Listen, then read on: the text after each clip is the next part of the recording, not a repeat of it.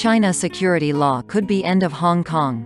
Pro-democracy activists say they fear the end of Hong Kong after China announced plans for a new security law. The U.S. said the move could be highly destabilizing and undermine China's obligations on Hong Kong's autonomy. China's National People's Congress will on Friday debate the law aimed at banning sedition and subversion. Supporters say it is needed to tackle the violence in political protests that erupted last year. Opponents fear it will be used to remove basic freedoms. Why has the move caused such a furore? Hong Kong has observed a one country, two systems policy and a high degree of autonomy since Britain returned sovereignty to China in 1997. But activists, and the pro-democracy movement, feel that this is being undermined by Beijing. Last year, millions took to the streets over 7 months to protest against a bill that would have allowed extraditions to mainland China.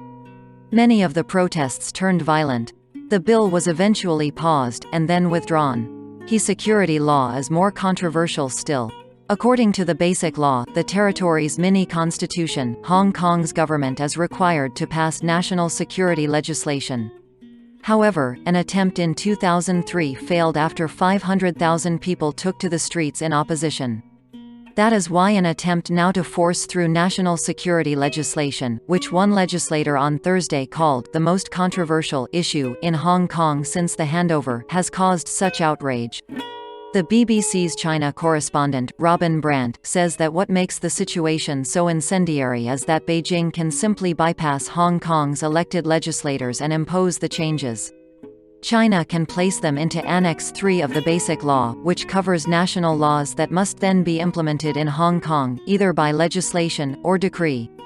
Pro-democracy activists fear the law will be used to muzzle protests in defiance of the freedoms enshrined in the Basic Law, as similar laws in China are used to silence opposition to the Communist Party.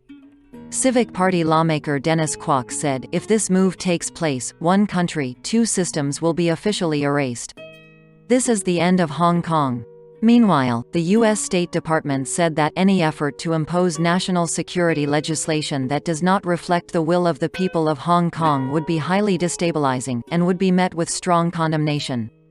President Donald Trump said the U.S. would react strongly if China followed through with its proposals, without giving details.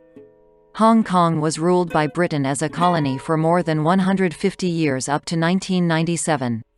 The British and Chinese governments signed a treaty, the Sino-British Joint Declaration, that agreed Hong Kong would have a high degree of autonomy, except in foreign and defense affairs, for 50 years. This was enshrined in the Basic Law, which runs out in 2047.